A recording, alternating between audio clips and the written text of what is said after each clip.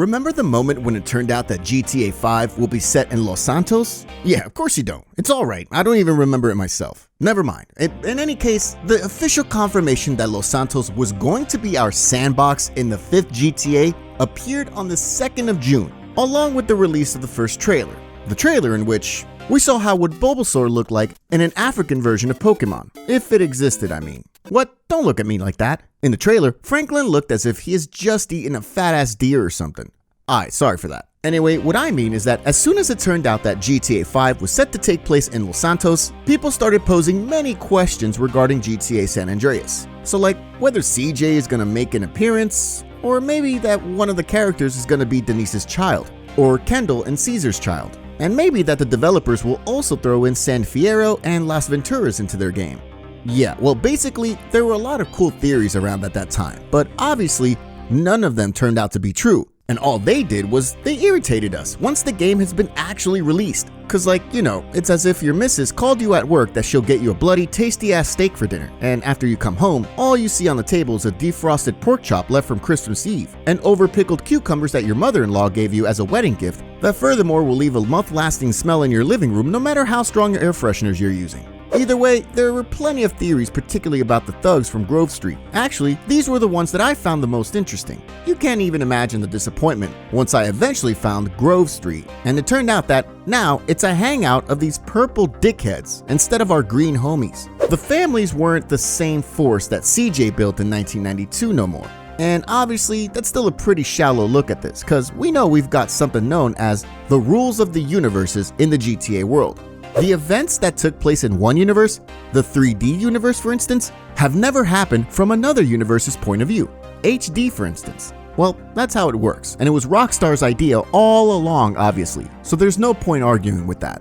However, in the GTA series, we witnessed downfalls of many powerful gangs, cartels, syndicates, and mafias. And all that just across one universe. So which gangs hit the very ground in GTA? Today, we'll talk about the ones from the 3D universe, and we'll follow the chronological order. Therefore, we'll kick off with GTA Vice City Stories. And yes, this game was released only in 2006, and it was already the 10th GTA, if we include the DLCs. However, in terms of the game events, it's actually the oldest game. And now, in GTA Vice City Stories, there were many gangs that collapsed. First of which is the Trailer Park Mafia. And yes, the name doesn't sound very menacing. And it actually matches the reality, cause this gang consisted of just some group of stinking hillbillies working for Marty Williams. The Trailer Park Mafia's business was extortions, and later also pimping. The gang collapsed in quite an unusual manner. Namely, the gang's boss, Marty, got pissed off at his wife, Louise, because she was seeing Victor Vance on the side, who at the time was one of Marty's errand boys. I mean, you can't blame her really, cause like, she had well enough of that idiot Marty, cause he not only beat her and treated her like a turd in general, but he also wanted to make her one of his working girls and make her provide a good time to some hobos at Marty's brothel.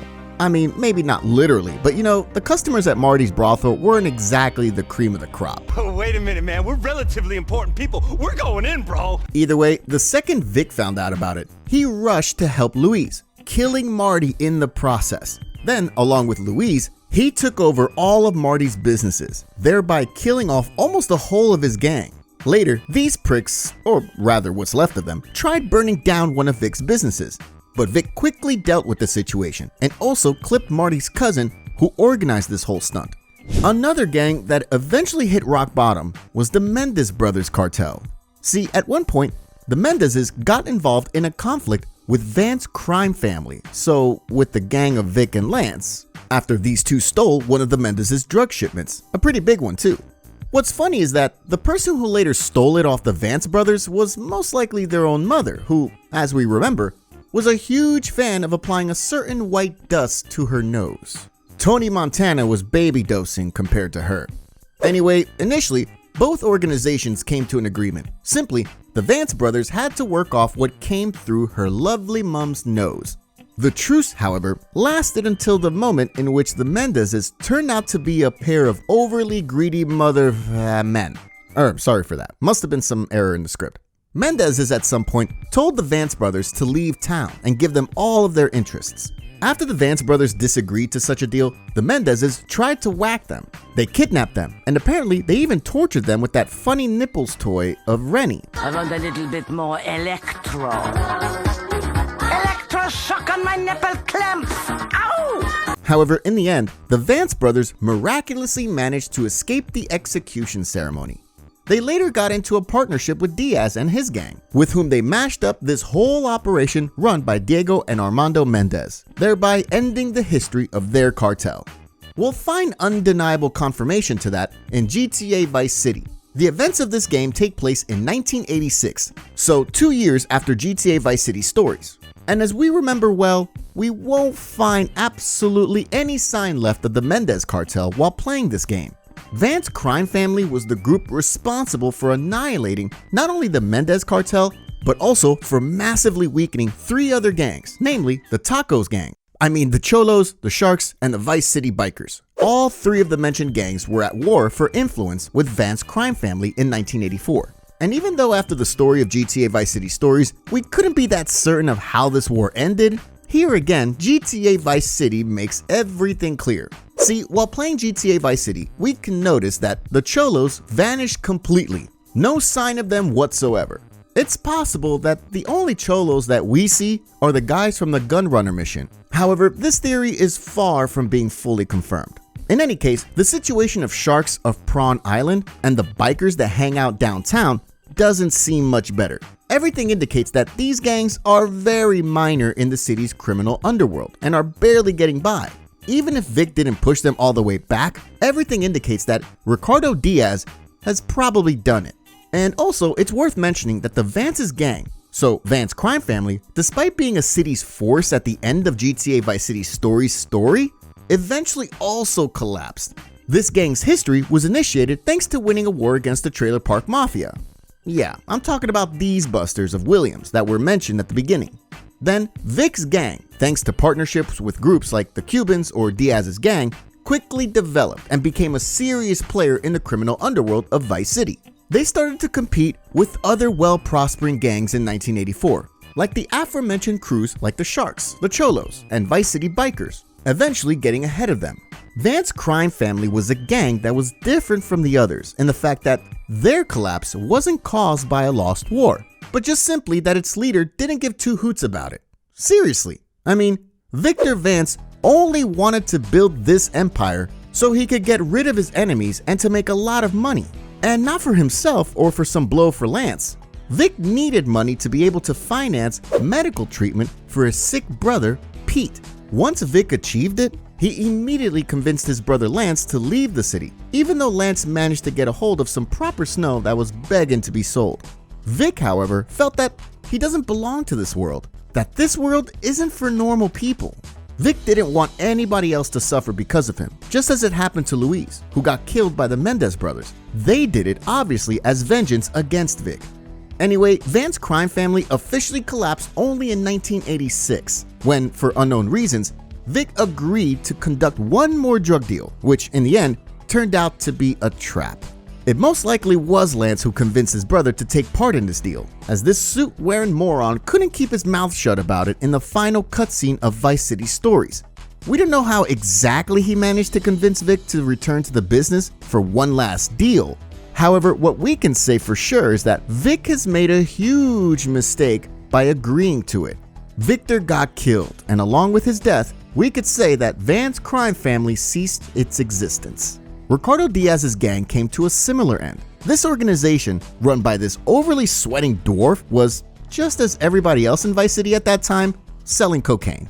Here, it's pretty simple. Tommy Vercetti at some point had enough of working for that wise guy, Sonny, and as Tommy met Diaz, for whom he worked and learned a few things about the drug business, he did what Tommy does. He went to his mansion and, without thinking twice, fitted him with a new asshole. And as Ricardo fed an empty stomach of some local shark, his gang came to an end. Alright, we're leaving Vice City and we're heading to 1992 on the blood-stained streets of Los Santos. In that period, the street gangs have registered the highest activity. Blood, gangbang, shootouts, prostitutes, Egyptian porn, like you name it, it was probably going on there. Obviously, the gang wars and dealing crack were the favorite hobbies of the local thugs. In order to survive in the hood, you really had to have a good strategy. A good strategy was not one of the things that the leader of the Grove Street families, Sean Sweet Johnson, got right. Between 1987 and 1992, the family's gang registered a huge drop-off, eventually disappearing from the map. The main reason for that was the lack of ability to adapt to the ever-changing market, which resulted in other gangs getting clear of the Green Crew. See, GSF didn't want to sell a new high on the streets, crack cocaine, and that was thanks to Mr. Lollipop, who is the vice leader in the ranking of the biggest idiots in the GTA series, losing the throne only to the undeniable champion, Lance. Yeah, anyway, since selling crack was a very lucrative business that the GSF's competitors obviously took up, it didn't take a lot for them to get way ahead of the families. Luckily, in 1992, CJ returned to his hometown. CJ, who was gifted with invincibility, a sight with auto-aim, and as well with above-average sizable anus, in which he was able to carry up to 2 tons of various artillery and ammunition. It was him, dressed in a white shirt and jeans, who sent those purple and yellow cupcakes back where they belong, and helped his gang get back in the game. But once it started looking good for the Green Gang, 2 of their OGs decided that they got enough of this conservative crap, and they went to sell crack with the Ballers. Moreover, as a result of a trap, the main director of the tactical team at Families, so brilliant, amazing, and know-it-all, Sweet got caught by the police and locked in a basement with a hole in his knee. The gang from Grove Street once again technically stopped existing. Fortunately, it eventually got resurrected thanks to an incredible and spectacular operation conducted by CJ, who had absolutely no idea what he was doing. But with a bit of luck, he met the right people and managed to give this game a happy ending. Later, we don't know what happened, but as Lamar and Franklin hint in GTA 5, we can assume that it didn't go so well for them again. Hey, you know Grove Street used to be family hood. Grove Street family? Man, long time ago. Man, what happened to them dudes? Shit, I don't know. Could be dead. Shit, or could be CEOs by now. Or probably living in some suburb somewhere driving SUVs and shit, you know, soccer moms and shit, coaching little league football team. Yeah, the suburban flight, huh? Probably so. That's gonna be me and you one day, dawg. If we lucky, man. Shit, at the moment, it looks like we're gonna end up the other direction. And in this way, we can jump straight to another criminal organization that for some time was dancing samba with some proper Brazilian girls, but later they tripped and found its face smashed against the curb. I'm talking about the business sharks of Loco Syndicate, or more like just about the Loco Syndicate, which was run by a government agent, Mike Torino. That's right, a government agency dealing drugs. That's what we love to see the most. CJ, properly irritated by the fact that Smoke and Ryder screwed his ass over, he wanted to hit back at them.